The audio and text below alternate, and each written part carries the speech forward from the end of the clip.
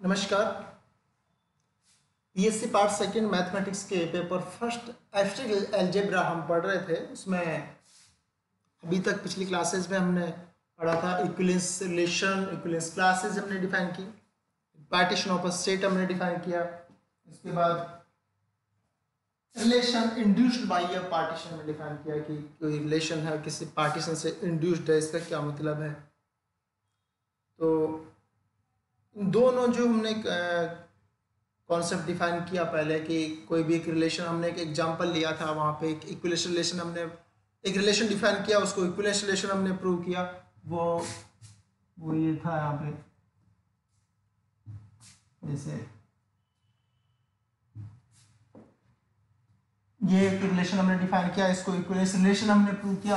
Equivalence relation prove करने के बाद में हमने इक्विवेलेंस क्लासेस हमने डिफाइन की। जब इक्विवेलेंस क्लासेस हमने डिफाइन की तो हमने देखा कि इसकी जो सेट ऑफ इंटीजर है वो इन चार अलग अलग इक्विवेलेंस क्लासेस में डिवाइड हो गया था, और इन चारों जो क्लासेस थी इन्हीं को हम इक्विवेलेंस क्लासेस तुल्यता कक्ष कहते हैं।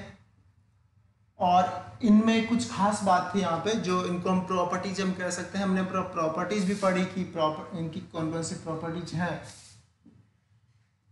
वो ये हम प्रॉपर्टीज थी यहाँ पे कि हर एलिमेंट खुद की क्लास में तो होगा ही होगा, और जब भी कोई दो एलिमेंट की इक्विवेलेंस क्लासेस सेम होती है इसका मतलब यह है कि दोनों का रिलेशन है, दोनों एलिमेंट्स का रिलेशन है। या ऐसे कहें कि कोई भी एक एलिमेंट है किसी दूसरे एलिमेंट की इक्विवेलेंस क्लास में है, इसका मतलब दोनों की इक्विवेलेंस क्लास सेम ही होगी। और एक बहुत इंपॉर्टेंट प्रॉपर्टी ये थी कि कोई भी दो इक्विवेलेंस क्लास होती है वो या तो डिसजॉइंट होती है या फिर आइडेंटिकल होती है। ये काफ़ी इंपॉर्टेंट है, ये बार बार आगे भी आएगा ग्रुप थ्योरी में, रिंग थ्योरी में, तो जब हम कॉन्स्टेंट ग्रुप कॉन्सेप्ट हम डिफाइन करेंगे वहां पर।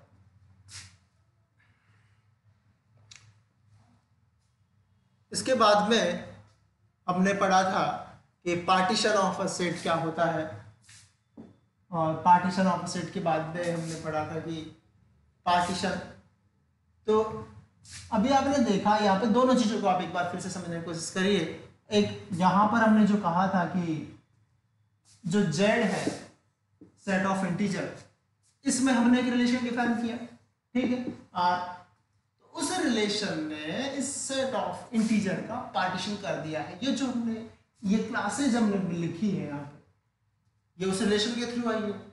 और हमने बाद में partition of a set define किया, तो वो भी कुछ इसी सेम डेफिनेशन थी उसकी कि एक इस तरह का कोई भी सेट है, उसके जो सबसेट्स होंगे वो मिलकर उस सेट का पार्टीशन कहलाते हैं। यदि उनका यूनियन करें तो पूरा सेट बन जाए, और कोई भी दो सबसेट्स ले उनका इंटरसेक्शन ले तो फाई आई, मतलब वो डिसजॉइंट हो, असंयुक्त हो। और यहाँ भी सेम ऐसा ही। तो आप दोनों तरफ से समझने की कोशिश करिए। पहले हमने यहाँ पर इक्विवेलेंस रिलेशन डिफाइन किया जेड के ऊपर, तो इस इक्विवेलेंस रिलेशन ने इस जेड का पार्टीशन कर दिया है, इस जेड का पार्टीशन कर दिया है। क्योंकि जेड का पार्टीशन का मतलब, पार्टीशन का कॉन्सेप्ट हम समझ ही चुके हैं कि क्या है, और ये जो भी है लिखा है। और ये पार्टीशन किसमें किया है? Into mutually disjoint equivalence classes. ये सारी जो क्या है क्लासेस म्यूचुअली डिसजॉइंट है, परस्पर असंयुक्त है। तो एक इक्विवेलेंस रिलेशन है किसी नॉन एम्प्टी सेट पर डिफाइन किया हुआ इक्विवेलेंस रिलेशन उस सेट का पार्टीशन कर देता है, ठीक है। Any equivalence relation defined on a non empty set, any non empty set partition the set, उस सेट का क्या कर देता है? पार्टीशन कर देता है, कंस्टिट्यूट्स पार्टीशन। और यदि इसका रिवर्स हम बात करें, हमने यहां पे कहा नेक्स्ट में, यदि कोई भी पहले इक्विवेलेंस रिलेशन में सेट का पार्टीशन किया था, उसके बाद में कि एक इस तरह का रिलेशन हो, पहले से पार्टीशन हमें दिया हुआ है कि एक सेट है और ये इसका पार्टीशन है, और एक रिलेशन कुछ इस तरह से डिफाइन किया हो जो इंड्यूस्ड हो उस पार्टीशन के ऊपर। मतलब कि कोई भी दो एलिमेंट यदि है उस सेट के, उनका रिलेशन तभी होगा जब दोनों एलिमेंट एक ही सबसेट से बिलोंग करें। तो यदि इस तरह का कोई रिलेशन है तो फिर वो जो सेट जो वो रिलेशन आर होगा वो इक्विवेलेंस रिलेशन होगा। तो दोनों तरफ से समझ में आया आपको? पहले इक्विवेलेंस रिलेशन सेट का पार्टीशन कर रहा था, और अब पहले से यदि पार्टीशन है, इसे सेट का पार्टीशन किया हुआ है, और कोई की रिलेशन इंड्यूस्ड है उस पार्टीशन के ऊपर, तो फिर वो जो रिलेशन होगा वो इक्विवेलेंस रिलेशन होगा, तुल्यता संबंध होगा। ये दोनों तरफ से यदि हम वाइस वर्सा लेके चल रहे हैं यहाँ पे कन्वर्सली, तो ये दोनों स्टेटमेंट्स मिलकर कहलाता है fundamental theorem of equivalence relation. तो यही हम आज की क्लास में स्टेटमेंट हम लिखेंगे यहाँ पे, काफी इंपॉर्टेंट है।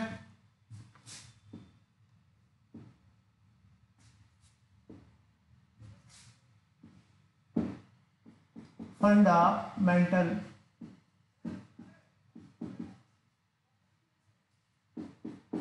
theorem on equivalence relation।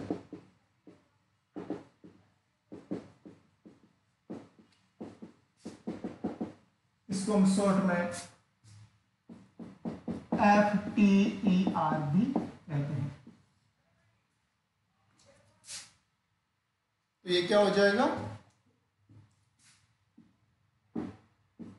N equivalence relation, एक तुल्यता संबंध, एन इक्विवेलेंस रिलेशन आर, इसमें in a non empty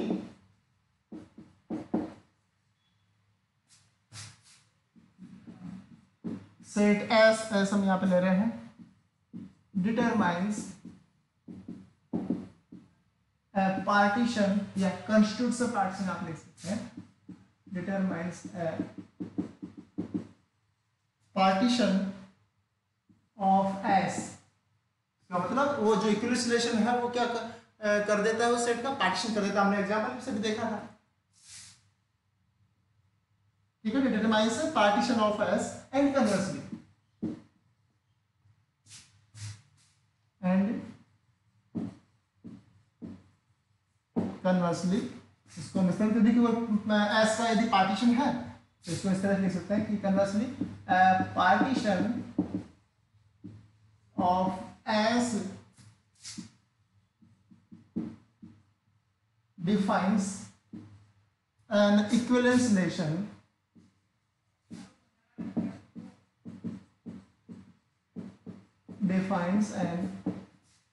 equivalence relation in S। यदि कोई किसी सेट S का पार्टीशन है किया हुआ है तो वो क्या करता है, एक इक्विवेलेंस रिलेशन को डिफाइन करता है। इस तरह का होना चाहिए रिलेशन, जो हमने अभी उसमें लिखा था कि कोई रिलेशन है इंड्यूस्ड बाय अ पार्टीशन, वो उसको फॉलो करने वाला अब जरूर होगा। यहाँ पे जब भी कोई दो एलिमेंट होंगे तो एक ही सबसेट से बिलोंग करेंगे, उनका रिलेशन तब होगा, तो फिर वो जो रिलेशन होगा वो इक्विवेलेंस रिलेशन होगा, तुल्यता संबंध होगा। ये बहुत ही इंपॉर्टेंट थ्योरम है यहाँ पे, इसका हम बार बार यूज करेंगे ग्रुप थ्योरी में। तो इक्विवेलेंस क्लासेज आपने पढ़ी थी कि किसी सेट की जो इक्विवेलेंस क्लासेज होती है वो म्यूचुअली डिस्टिंक्ट होती है। तो यहाँ पर एक और हम कॉन्सेप्ट डिफाइन कर लेते हैं, जिसको वो होगा कोसेंट सेट का कॉन्सेप्ट, कोसेंट सेट, ठीक है। तो ये भी काफी इंपॉर्टेंट है। यहाँ से जब कोसेंट सेट हम डिफाइन करेंगे उसके बाद भी हम पढ़ेंगे quotient group, quotient ring, quotient field, इस तरह से। तो कोसेंट सेट का मतलब क्या होता है वो आप देख लीजिए।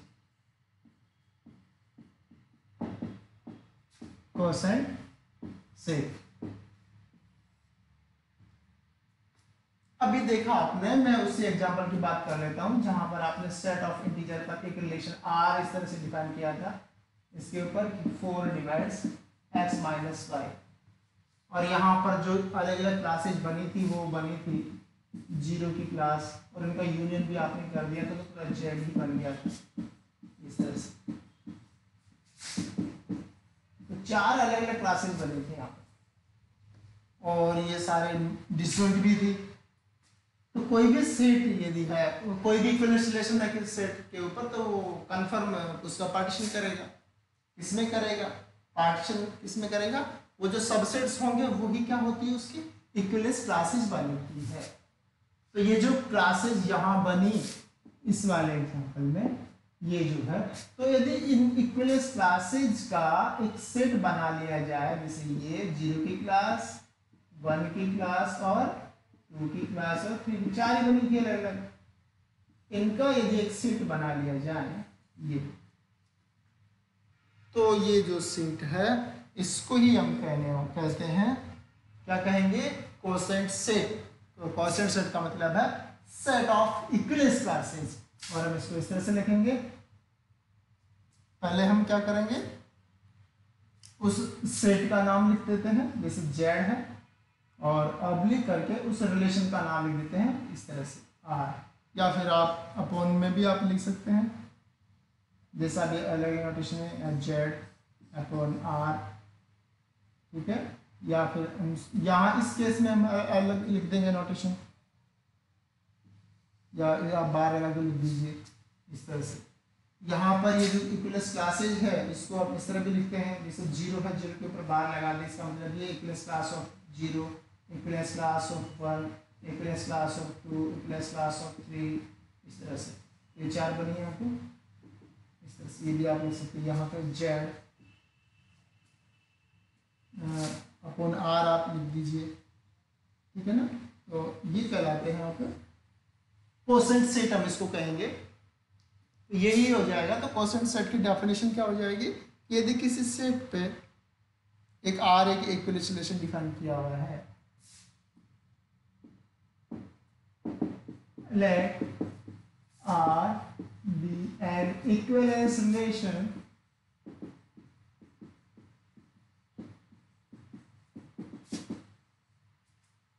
defined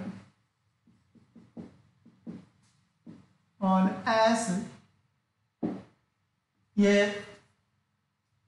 R एक इक्विवेलेंस रिलेशन है, सेट S पर डिफाइन किया है जो नॉन एम्प्टी सेट है। तो इसकी जो इक्विवेलेंस क्लासेज बनेगी उसका set, then the set of mutually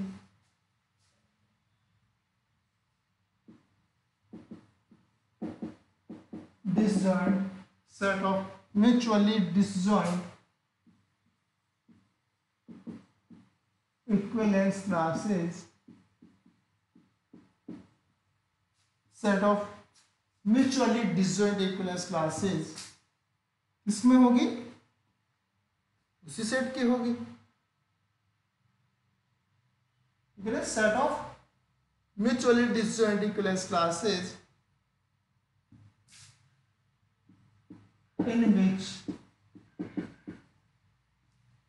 ये जो सेट एस है, ये जो क्लासेज बनेगी वो क्लासेज में पार्टीशन हो चुका है उसका, उनका जो सेट है यहाँ पे, तो इसको हम इस तरह से लिख सकते हैं, in which S is partition, जब उसका पार्टीशन किया गया है,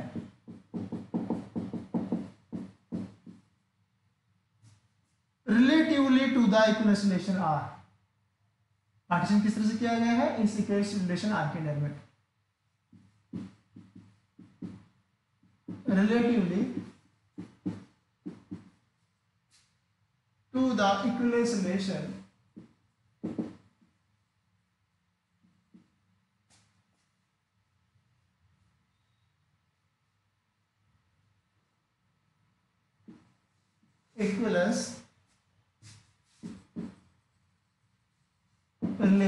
R, इसी को हम कहेंगे इज सेड टू, इसको मिटा देता हूं,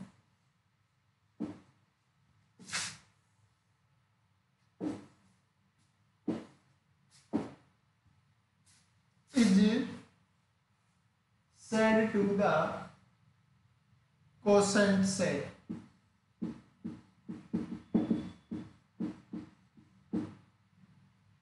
as, किसके लिए, दोनों इंपॉर्टेंट है, सेट बताना और उस रिलेशन का नाम भी बताना जो रिलेशन है उस सेट के ऊपर। इसको हम कहेंगे कि quotient set S for the equivalence relation are,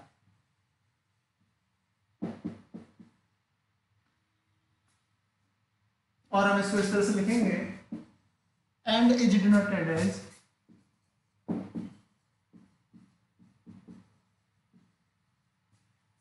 S R, या फिर एस के ऊपर हम बाउंड करेंगे,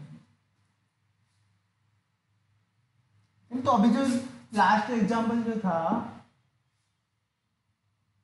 वो कॉन्ग्रुएंस रिलेशन वाला था, वहां पे x is congruent to y modulo 4, ये जो हमने डिफाइन किया था 4 डिवाइड्स x माइनस y, तो उसने z का क्या कर दिया था, पार्टीशन कर दिया था।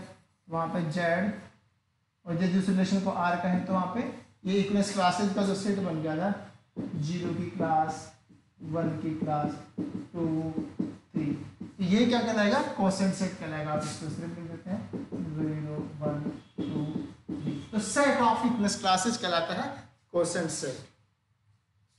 तो हमने इस सेक्शन में हमने पढ़ा था रिलेशन के बारे में, फिर इक्वलेंस रिलेशन हमने डिफाइन किया, इसके बाद में इक्वलेंस क्लासेस, उसके किसी सेट का पार्टीशन का मतलब क्या होता है ये कॉन्सेप्ट पढ़ा, कोसेंट सेट हमने डिफाइन किया। यहाँ से हम आगे काफ़ी कुछ पढ़ेंगे यहाँ पे कोसेंट ग्रुप का कॉन्सेप्ट। तो सिंपल सा मतलब आप ये ध्यान रखें कि कोसेंट सेट होता है सेट ऑफ इक्वलेंस क्लासेस।